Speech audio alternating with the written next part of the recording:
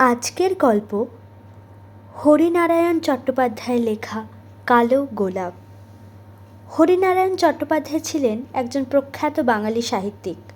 তার জন্ম হয়েছিল 1916 সালে 23শে মার্চ ভবানীপুর, কলকাতায়।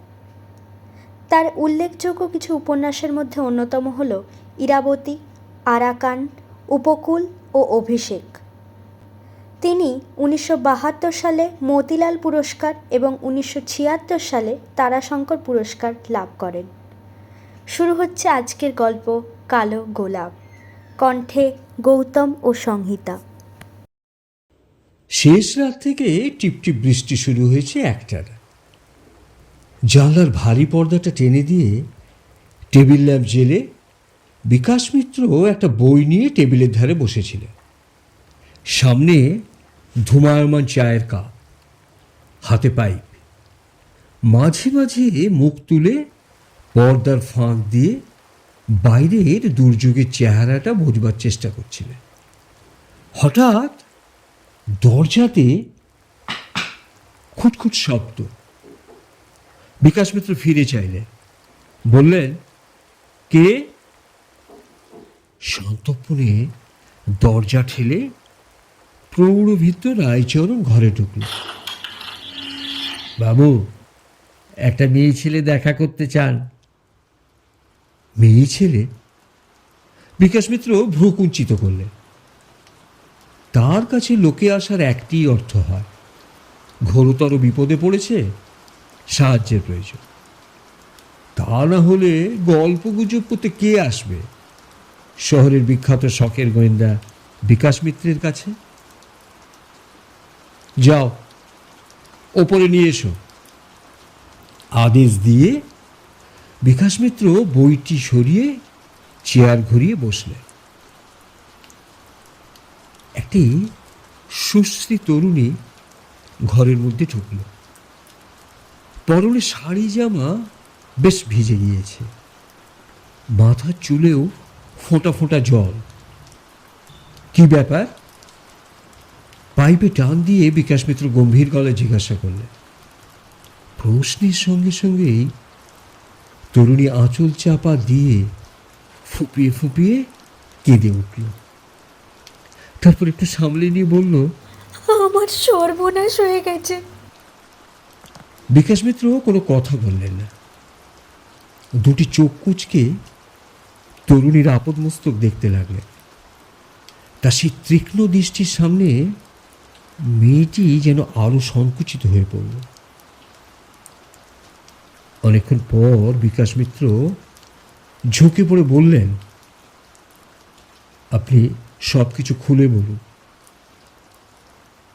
তরুণী খুব মৃদু গলায় বলল, আমার বাবা আজ ভোরে মারা গেছেন। মারা গেছেন? গম্ভীর গলায় বিকাশ মিত্র প্রশ্ন করলেন। মেয়েটি একটু বিব্রত হয়ে পড়ল। আস্তে আস্তে বলল, মারা গেছে মানে সম্ভবত কেউ মেরে ফেলেছে তাকে। বিকাশ মিত্র আর চোখে একবার দেওয়ালে টাঙানো ঘড়ির দিকে তাকালেন। প্রায় 9টা বাজে। তারপর চেয়ারে হেলান দিয়ে দুটো চোখ বন্ধ করে বললেন, সমস্ত ব্যাপারটা খুলে বলুন, কোনো কথা চাপবার চেষ্টা করবেন না। মেয়েটি অল্প কেশে গলাটা একটু ঠিক করে নিল। তারপর খুব আস্তে আস্তে বলতে শুরু করলো, রোজকার মতন আজকে ভোরেও বাবাকে ডাকতে গিয়েছিলাম। ঘরের পর্দাটা সরিয়ে দেখলাম বাবা টেবিলের ওপর মাথা দিয়ে বসে আছেন। সামনে একটা বই খোলা। বই পড়া বাবার একটা পুরনো নেশা, বাতিকও বলতে পারেন। প্রায়ই ভোর রাতে উঠে পড়াশোনা করতেন। মা মারা যাবার পর থেকেই এই অভ্যাসটা আরও যেন বেড়ে গেছিল। কাছে গিয়ে ডাকলাম, কোনো সাড়া নেই। ভাবলাম ঘুমিয়ে পড়েছেন। আরও কাছে গিয়ে অল্প ধাক্কা দিতেই কথাটা শেষ হবার আগেই মেয়েটি কেঁদে উঠল। সমস্ত ঘটনা ছবির মতো ভেসে উঠল মেয়েটির সামনে।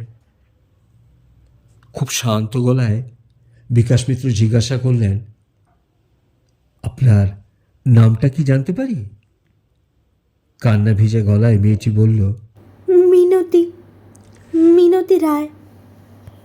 চেয়ারের হাতলে পাইপটা ঠুকে ঠুকে ছাইগুলো ফেলতে ফেলতে বিকাশ মিত্র সান্ত্বনা সুরে বললেন, কেঁদে আর কি লাভ বলুন মিনতি দেবী? কাঁদলে কি আর মরা মানুষ ফিরে আসে? তার চেয়ে সব কিছু খুলে বলুন, দেখি কত দূর কি কিনারা করতে পারি। মিনতি আঁচল দিয়ে চোখ দুটো মুছে নিয়ে ধরা গলায় বলতে আরম্ভ করলো, একটু ধাক্কা দিতেই বাবা হেলে পড়লেন। শরীর বরফের মতো ঠান্ডা, নাকের দুটো পাশ লাল হয়ে ফুলে উঠেছে। সামনে একটা কাগজ, তার উপরে পেন্সিল দিয়ে শুধু একটা অক্ষর লেখা, চ। বিকাশ মিত্র বাধা দিলেন, মাফ করবেন, হাতের লেখাটা কার? মিনতি বলল, বাবারই হাতের লেখা। একটু দূরে টেবিলের ওপর একটা কালো রঙের গোলাপ ফুল। আমাদের বাগানে ও ফুলের গাছ নেই। এই ফুলটা কোথা থেকে এলো ঠিক বুঝতে পারছি না। তখনই আমাদের বাড়ির ডক্টর সেনকে ফোন করলাম। তিনি এসে পরীক্ষা করে বললেন, ঘন্টা দুয়েক আগেই সব শেষ হয়ে গেছে। কিসে মৃত্যু হয়েছে সে কথাটা তিনি পোস্টমর্টম না হলে বলতে পারবেন না। তারপরই আপনার কথা মনে হলো। মনীষাদির জড়োয়া নেকলেসটা তো আপনিই উদ্ধার করেছিলেন।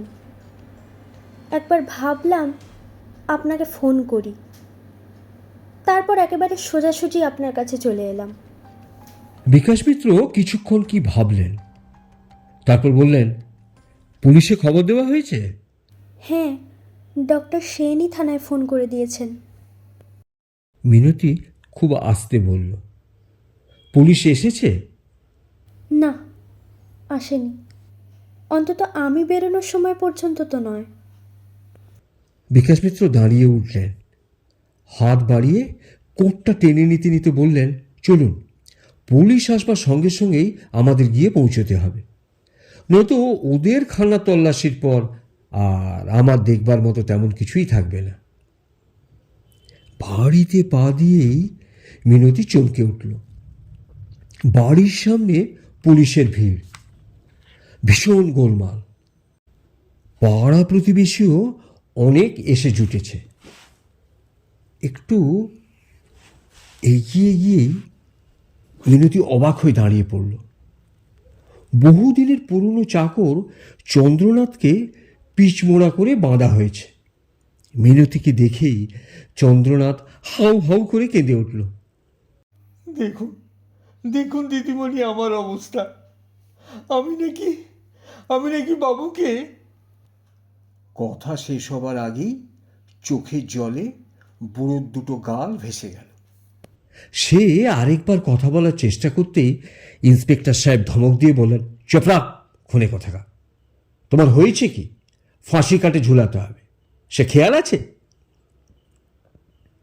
এবার বিকাশ মিত্র এগিয়ে এলেন।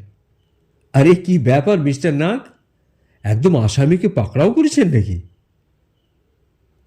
বিকাশ মিত্রকে দেখে মিস্টার নাগ সসম্ভ্রমে দাঁড়িয়ে বসলেন। তারপর বললেন, হ্যাঁ স্যার, আর একটু দেরি হলেই এই ঝানু বুড়ো কেটে পড়তো। খুব সময়ে এসে পড়েছি। প্রমাণ পেয়েছেন এর বিরুদ্ধে? প্রমাণ? রায়বাবু নিজেই এর নাম লিখে গেছেন, এই দেখুন না কাগজটা। সঙ্গে সঙ্গে ইন্সপেক্টর নাগ একটি কাগজ বিকাশ মিত্রের সামনে মেলে ধরলেন। বিকাশ মিত্র কাগজটার উপর আলগোছে একবার চোখ বুলি নিয়ে বললেন, চলুন, ঘরের মধ্যেটা একবার দেখে আসি। ছোট্ট ঘর, এক পাশে একটা টেবিল, খান দুয়েক চেয়ার, একটি নাতি দীর্ঘ খাট। ঘরে জানলা দুটি, একটি দরজা, সেটিও ভেতরের দিকে। সেই দরজা দিয়ে বাইরে যাওয়ার কোনো উপায় নেই, কেবল পাশে মিনতির ঘরেই যাওয়া চলে। মিনতির ঘরটিও ছোট, আসবাবপত্র বেশি নেই। বিকাশ মিত্র ঘরের মাঝখানে একটা চেয়ারে বসে বললেন, কিন্তু একটা কথা মিস্টার নাগ, এই আপনার আসামি রায়বাহাদুরের ঘরে ঢুকলো কি করে? ইন্সপেক্টর নাগের মুখে বিদ্রুপের হাসি ফুটে উঠল। ভাবটা যেন শখের গোয়েন্দা আর সরকারি পুলিশের আকাশ পাতাল প্রভেদ। মুখে বললেন, ঘরের মধ্যে ঢুকেছে, এ কথা আপনাকে কে বলল? মানে? বিকাশ মিত্র একটু আশ্চর্য হয়ে গেলেন। ঢোকেনি? তাহলে ব্যাপারটা হলো কি করে? এবার ইন্সপেক্টর নাগ হো হো করে হেসে উঠলেন। ঢোকেনি, আগে থেকেই ঢুকে বসেছিল। কাল সন্ধ্যা থেকে কিংবা রাত থেকেই খাটের তলায় লুকিয়েছিল। ও, তাহলে বেরোলো কোথা দিয়ে? মিনতি দেবী যখন এই ঘরে ঢুকলেন তখন তো ঘরে কোনো লোক ছিল না, আর মিনতি দেবীর ঘরের দরজাও ভেতর থেকে বন্ধ ছিল, তাই তো? মিনতি ঘাড় নাড়ল। তাছাড়া এত নিচু খাটের তলায় লোকে ঢুকবেই বা কি করে? আধুনিক ডিজাইনের খাটের এই এক মস্ত বড় সুবিধা। ইন্সপেক্টর নাগের মুখটা যেন একটু বোকা বোকা দেখালো। তারপরে তিনি নিজেকে সামলে নিয়ে বললেন, ওসব ভেবে আর লাভ কি? বদমাইশের অসাধ্য কাজ দুনিয়ায় কিছু আছে নাকি? সবচেয়ে বড় কথা, রায়বাহাদুর নিজের হাতে এই চ অক্ষর লিখে গেছে। চ মানেই চন্দ্রনাথ, ও তো একটা শিশুও বুঝতে পারে। পুরনো চাকরগুলো তো একটা আস্ত শয়তান। আমার এই 20 বছরের পুলিশের চাকরিতে এই ধরনের কেস আমি কম ঘাঁটলুম না। বিকাশ মিত্র কোনো উত্তর দিলেন না। ইতিমধ্যেই তিনি তন্ন তন্ন করে ঘরটা পরীক্ষা করতে শুরু করলেন। ঘরের মেঝের উপর চোখ বোলাতে বোলাতে তিনি থমকে দাঁড়িয়ে পড়ে নিচু হয়ে সবুজ রঙের একটা রেশমি সুতোর টুকরো কুড়িয়ে নিয়ে পকেটে রাখলেন। টেবিলের ওপর থেকে কালো গোলাপটি রুমালে জড়িয়ে তিনি আগেই তুলে রেখেছিলেন।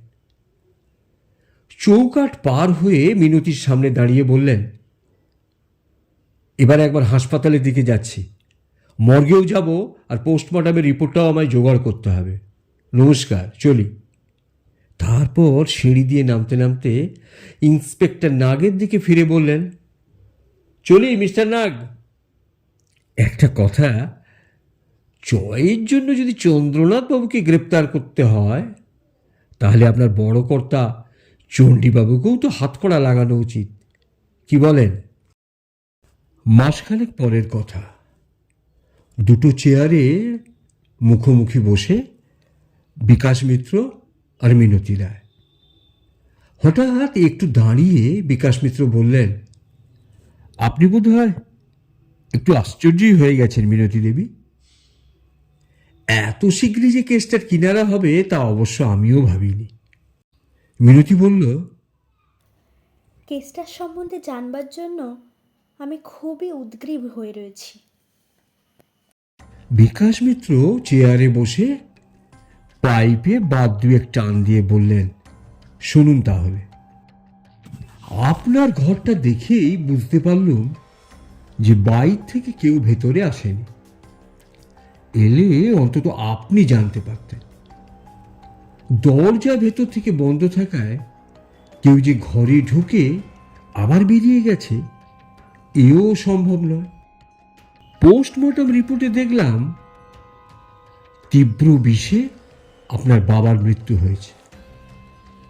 কালো গোলাপটি পরীক্ষা করে জানলুম যে গোলাপেই বিষ মাখানো ছিল। সে বিষ যে এত তীব্র তা আপনি ধারণাও করতে পারবেন না। শুধু শুকলেই 2 সেকেন্ডের মধ্যে যে কোনো জোয়ান লোকের মৃত্যু হতে পারে। এ পর্যন্ত সবই ঠিক ছিল, কিন্তু বিষ মাখানো গোলাপটা এলো কোথা থেকে? আপনার বাবা কাগজে চ লিখে গেছে, তাই বলে বাড়ির পুরনো চাকর চন্দ্রনাথকে গ্রেপ্তার করতে হবে, এই মামুলি ধারণাটা আমি মোটেই এতে আমল দিইনি। শুধু শুধু একটা মানুষ আর একটা মানুষের মৃত্যু ঘটাবে কেন? মৃত্যুর পেছনে তো একটা কারণ থাকতে হবে। খোঁজ নিলুম, খোঁজ করে দেখলুম আপনার বাবার কোনো শত্রু ছিল না। ব্যাপারটা তখন আরো একটু ঘোরালো বলে মনে হলো। আপনি যেদিন প্রথম আমার বাড়িতে এসেছিলেন সেদিন লক্ষ্য করেছিলাম আপনার দু হাতে 5টি আংটি, আর প্রত্যেকটি আংটিতেই দামি পাথর বসানো। আজকালকার এই কম অলংকারের যুগে এটাকে একটু অস্বাভাবিক বলে মনে হয়েছিল। আপনার বাবার আঙুলেও রিপোর্টে দেখলাম অনেকগুলো দামি পাথর বসানো আংটি ছিল। আপনাদের ঘরের আলমারির মধ্যে কাঠের একটা হরিণের চোখেও দেখলাম মূল্যবান পাথর। দামি পাথরের ছড়াছড়ি যেন মনে হচ্ছে আপনাদের বাড়িতে। খোঁজ নিয়ে জানতে পারলাম আপনার বাবার দামি পাথর কেনার খুব বাতিক ছিল, আর এজন্য তিনি একবার বর্মা দেশেও গিয়েছিলেন। মজার ব্যাপারটা কি জানেন তো?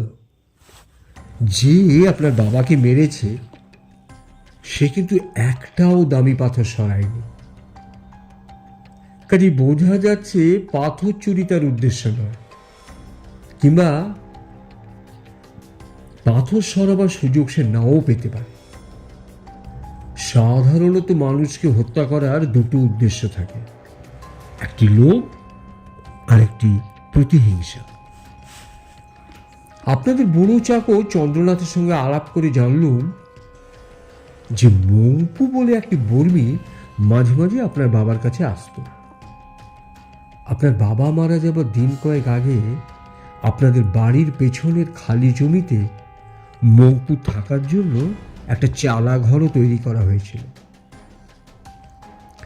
আপনারা জানতেন যে মংপু আপনার বাবার কাছে বাতের জন্য বাঘের চর্বি নিয়ে আসত, কিন্তু আসল ব্যাপারটা তা নয়। কি তাহলে আসল ব্যাপারটা? উদ্বিগ্ন গলায় মিনতি জিজ্ঞাসা করল। পাইপটা নিভে গিয়েছিল। বিকাশ মিত্র দেশলায় জ্বালিয়ে সেটি আবার ধরিয়ে নিলেন। তারপর বললেন, আসল ব্যাপার, মংপু দামি পাথরের ব্যবসা করত। মংপুর সঙ্গে ভাব জমাতে বেশি দেরি হলো না। সে তো আপনিও দেখেছেন। কতদিনও চালা ঘরের দাওয়ায় বসে ঘন্টার পর ঘন্টা কাটিয়েছি। বেশ কয়েকবার তারির বদলে মংপুর মনের অনেক গোপন কথা জানতে পেরেছি। মংপু খুব ভালো সাপের খেলা দেখাতে পারত, আর তার চালা ঘরের কোণে বেতের ঝাঁপি, আর তার মধ্যে অনেক রকম সাপ ছিল। আপনার বাবার সঙ্গে মংপুর আলাপ হয়েছিল বর্মা দেশের মেমিও শহর। পাহাড় থেকে মংপু অনেক পাথর সংগ্রহ করেছিল। তখন সে সেগুলির দাম সম্বন্ধে কিছুই জানত না। আপনার বাবা মংপুকে বুঝিয়েছিল ওসব ঝুটা পাথর। নামমাত্র দামে ওর কাছ থেকে ওইসব পাথর কিনে নিয়েছিল। কিন্তু কিছুদিন পরেই মংপু আসল ব্যাপারটা জানতে পারে। কতগুলো পাথর তার নিজের কাছেও ছিল। সেগুলো সে এক জহুরির কাছে নিয়ে যেতে সে এর সঠিক দামটি জানতে পারে। জানেন তো, বর্মীরা ভীষণ প্রতিহিংসা পরায়ণ হয়। আপনার বাবার ঠিকানাটা ওর কাছে ছিল। আপনার বাবাই দিয়েছে, যদি ভালো পাথর আরও জোগাড় করতে পারে তাহলে তাকে যাতে পাঠিয়ে দিতে পারে। সুদূর বর্মা থেকে মংপু বাংলাদেশে এসেছিল শুধু আপনার বাবার সঙ্গে দেখা করে আগের পাথরগুলি ন্যায্য দাম চাইতে। আপনার বাবা বোধহয় তাকে মিষ্টি কথায় ভোলাতে চেয়েছিলেন, তাকে ঠান্ডা করে নিজের জমিতে একটা চালা ঘরে তুলে দিয়েছিলেন থাকবার জন্য। কিন্তু বৌর্মী জাতিকে তিনি ঠিক বুঝতে পারেন। প্রতিহিংসা নেবার জন্য এরা বছরের পর বছর অপেক্ষা করে। একদিন মংপু সুযোগ পেল আর সহজেই কাজ শেষ করল। কিন্তু বন্ধ ঘরে সে ঢুকলো কেমন করে? মিনতির গলার স্বরটা যেমন কেঁপে কেঁপে উঠল। বিকাশ মিত্র মুচকি হাসলেন, বললেন, না না, ঘরে সে ঢোকেনি, কোনো মানুষই ঢোকেনি সে ঘরে।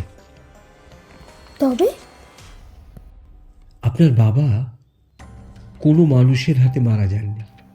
সে কি? আশঙ্কায় মিনতির মুখ ফ্যাকাশে হয়ে উঠল।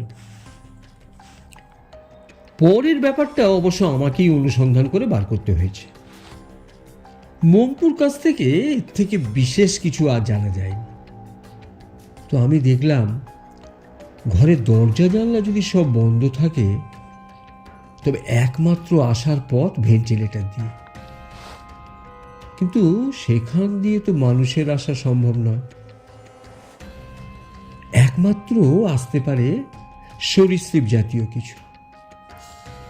যে সাপগুলো মংপুর ঘরে ছিল সেগুলি সবই বীজদাঁত ভাঙা, নয়তো তাদের নিয়ে খেলা করা মংপুর পক্ষে সম্ভব হতো না। কিন্তু রেশমি সুতা দিয়ে সাপের শরীরের সঙ্গে বিষ মাখানো কালো গোলাপ বেঁধে দিয়ে অনায়াসেই সেটাকে ভেন্টিলেটর দিয়ে ঘরের মধ্যে চালান করে দেওয়া যায়। আর এই কালো গোলাপ মেমিওর পাহাড়ে অজস্র ফোটে এবং বহুদিন অবিকৃত অবস্থায় থাকে। মংপুকে সন্দেহ করবার আমার এটাও একটা কারণ। মংপু এটা বেশ জানত, একবার যদি কালো গোলাপটিকে আমি ঘরের মধ্যে ফেলতে পারি তাহলে কৌতূহলবশত আপনার বাবার পক্ষে ফুলটি তুলে শুঁকতে যাওয়া খুবই স্বাভাবিক। কিন্তু আপনার বাবা সাপটিকে দেখতে পেয়েছিলেন সম্ভবত ফুলটি শোকার প্রায় সঙ্গে সঙ্গে। সেই জন্য হাতের কাছে কাগজ পেয়ে শেষ মুহূর্তে লিখতে যাচ্ছিলেন, কিন্তু তীব্র বিষের প্রকোপে একটি অক্ষর লিখেই তিনি মৃত্যুর মুখে ঢলে পড়েন। কিন্তু বাবা তো শুধু লিখেছিলেন চ। মিনতি অস্ফুট কণ্ঠে বললেন, হ্যাঁ, সাপটার নাম লিখতে যাচ্ছিলেন, চন্দ্রবোড়া সাপ। এ সাপটা মংপুর কাছে আপনিও হয়তো দেখেছেন। মংপু নিজের সম্বন্ধে এত নিশ্চিত ছিল যে কোথাও পালিয়ে যাবার চেষ্টাও পর্যন্ত করেনি।